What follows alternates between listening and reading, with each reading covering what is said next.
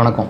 இன்றைக்கி நம்ம எதை பற்றி பார்க்க போகிறோன்னா, நேற்றைய முன்தினம் நாம் தமிழர் கட்சியின் ஒருங்கிணைப்பாளர் திரு சீமான் அவர்களோட வீட்டில் போலீஸ் ஆஃபீஸர் ஒருத்தருக்கும் அவங்க வீட்டோட வாட்ச்மேன் அவங்களுக்கும் சம்மன் சர்வ் பண்ணுறது ரிலேட்டடாக பிரச்சனை வந்துச்சு. அவங்க வீட்டில் சம்மன் ஒட்டி அதை கழிச்சு ஒரு பெரிய இஷ்யூ ஆகிட்டு இப்போ நம்ம அந்த சம்மன்னா என்னங்கிறத பார்க்க போகிறோம்.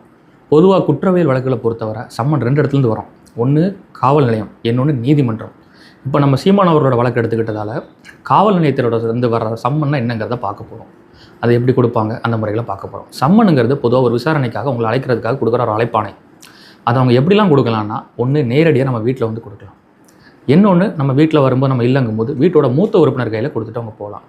இல்லை நம்ம வீட்டில் இருந்துட்டு வாங்க மறுத்தா அதை நம்ம வீட்டுக்கு வெளியே ஓட்டிகிட்டு போகலாம். இது வந்து சம்மன் சர்வ் பண்ணுற வழிமுறைகள். இந்த சம்மனை குற்றவாளிகளுக்கு மட்டும் இல்லை, சாட்சிகளுக்கும் கொடுக்கலாம். இதே வழிமுறை பின்பற்றி கொடுக்கலாம். அதனால் இப்போ உங்கள் யாருக்காவது காவல் நிலையத்தில் சம்மன் வந்தால் யாரும் பயப்பட வேணாம்.